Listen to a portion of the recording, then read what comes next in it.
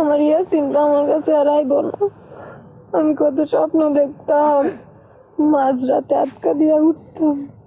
আমার ইয়াসিন আমার মা মা করে ডাকতেছে। আমার ইয়াসিন না মা। বাবু রনি তোরা আইসোস? এই শয়তানটা আমার বলারে মারা লাইছে। রনি রনি আফগান, এই শয়তান জানোয়ারটা আমার ইয়াসিনকে মারা লাইছে। বাবু শান্ত শান্ত, আমরা দেখতেছি, আমরা আছি তো। কালামা এমনি যদি কাঁদে আফা শরীর খারাপ করবো, শান্ত হইন তো। আবার একটু শান্ত হইন, শান্ত হইন। ঠিক আছে,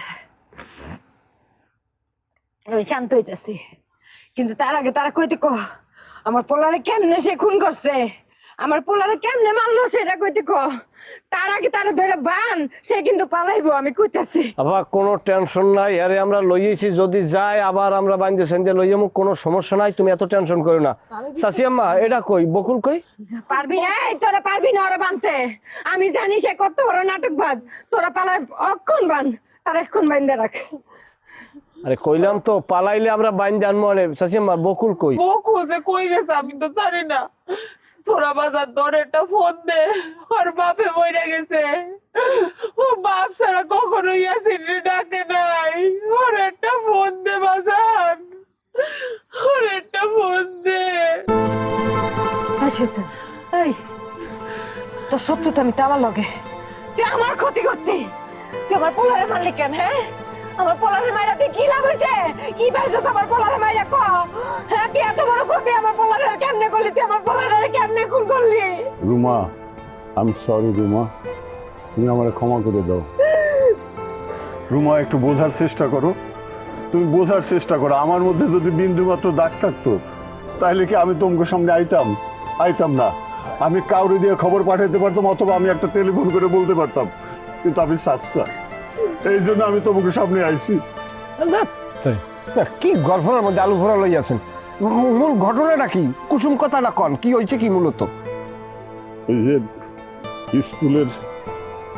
স্কুলের ছাদের একটা রেলিং খোলা ছিল, মানে দুর্বল ছিল। ইন্নালিল্লাহ। আমার ইয়াসিন বুঝতে পারে, সেখান থেকে পড়ে গেছে, তারপর তো সব শেষ। আপনি আগে জানালেন না কেন? ঘটনা যখন হয়েছে তখন আপনি আপারা জানাইতেন। দেখো মনু, আমি যদি তার সামনে না দাঁড়াই তাহলে তো সে কাউরে দোষ দেওয়ার লোক পাইতো না, তার কষ্ট আরো বাড়তো।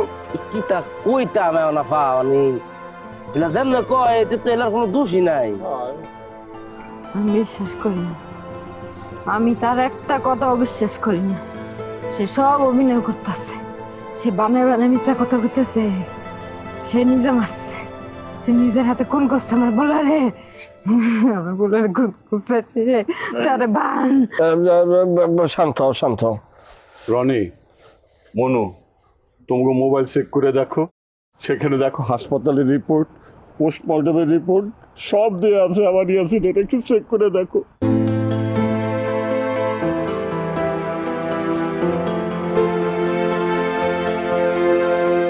আর কি প্রমাণ দিলে তোমরা বিশ্বাস করবা যে আমার সন্তানের মৃত্যুর জন্য আমি দায়ী না? ভাই, আমি কি এখন যাব? কোথাও যাইতে পারবি না তুই, ওরা যাইতে দিবি না কোথাও।